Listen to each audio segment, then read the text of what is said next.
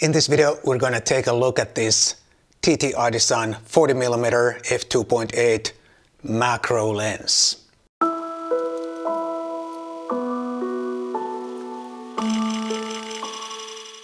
Hi guys, my name is Matti Sulanto and I'm a photographer. And in this video, we're going to take a look at this TTArtisan 40mm F2.8 macro lens. But first, a disclaimer, TTArtisan sent this lens to me and I did not buy this lens. However, everything I'm going to say in this video is my own opinion. But because I got to keep the lens, I have to have the paid promotion label down there. And then another thing, you may hear some background noise in this video. And it's coming from another flat in this building. They are renovating there, and unfortunately I can't do anything about it, but I still have to make my videos. So please accept my apologies, and I hope it's not too distracting. And now let's talk about this lens. This is a relatively new lens from TTArtisans. This is a macro lens with focal length of 40mm and the maximum aperture of f2.8. And this covers APS-C sensor, and this is available for the Sony E, Canon M, Fuji X and Nikon Z mounts, and also for Micro Four Thirds. However, this can also be used on a full frame camera with some limitations, and I will demonstrate that a little bit later in this video. This lens that I have is for the Sony E mount, and the camera that I used to take my pictures was the Sony A7C. And this is a true macro lens. This will go all the way to 1:1 magnification ratio. This is a fully manual lens, so manual focus and no electronic connection between the lens and the camera body. And that is completely fine for macro photography. However, you have to remember that if you want to record your apertures, shooting apertures, you have to do it manually because you have no lens EXIF data in your image files. My very first impressions with this lens were actually quite positive. The construction is all metal, as it is with all TTArtisan lenses that I have handled so far. Even the front cap is made of metal, but I don't like the design because it's of a threaded type and it's a little bit awkward to put on and take off. And the focus ring is super smooth, as is the aperture ring with nice half a stop clicks. Minor downside is that the aperture values or the clicks are not evenly spaced. I think it's easier to make it this way, but it's not as nice to use as evenly spaced clicks. The clicks from 2.8 to f5.6 are even or the same, and then the clicks get a little bit shorter from there on.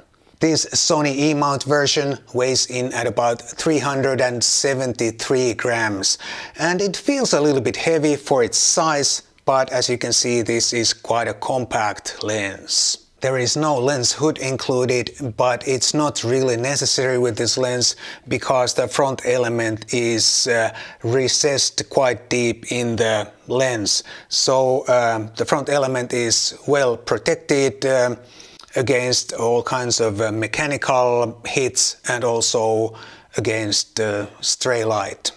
The optical construction is 8 elements in 7 groups, including 2 UHD elements to make sure the optical performance is solid. And in a moment we're gonna see if it is any good. And when you are shooting at the maximum magnification ratio 1:1, the distance from the front of the lens to your subject is about 40 millimeters, and that is just about enough to use some sort of light to illuminate your subject if necessary. At the start of this video, I said this can be used also on a full frame camera with certain limitations, and that is true. From about 1 to 3 magnification ratio to about 1 to 1.5 magnification ratio, this lens covers a full frame sensor. And even if you go all the way to 1 to 1 ratio, this will almost cover a full frame sensor. And in this video I showed most of my pictures on a full frame camera because this covers a full frame sensor if you shoot macro. However, at normal shooting distances, this only covers APS-C or smaller sensor. And of course, this can be used for all kinds of general photography. Even if it is a macro lens, you can use this for portraits, landscapes, and whatever. And then about the optical performance. When I took my first pictures on this lens, I was really impressed. It gave me really sharp results at every aperture. There was no distortions, no extreme vignetting, and all in all, this looked like a really solid optical performer. However, I soon discovered a major downside, which is probably a deal breaker with this lens. And that is internal reflections, which can potentially ruin your pictures. And this lens has really super bad internal reflections when the light is coming from a certain angle. Please take a look at this video clip that I shot and pay attention what is happening on the camera screen when I'm moving the light with my hand. My camera is on APS-C mode and I'm not taking the light even close to the image area. And here are a couple of pictures from the same situation. In the first one, my light was a little bit higher up and the picture looks totally fine. But in the second one, I lowered my light just a little bit, and as you can see, you can't even tell what is in the picture because it's all flare, all picture area.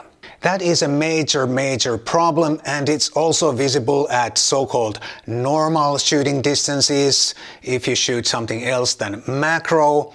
And sometimes you can't even see it in the viewfinder properly, but when you come back home and check out your pictures on a big screen, you can see that there's some kind of flare covering the whole picture area or part of the picture area, and that is something that you probably didn't want there when you took the picture.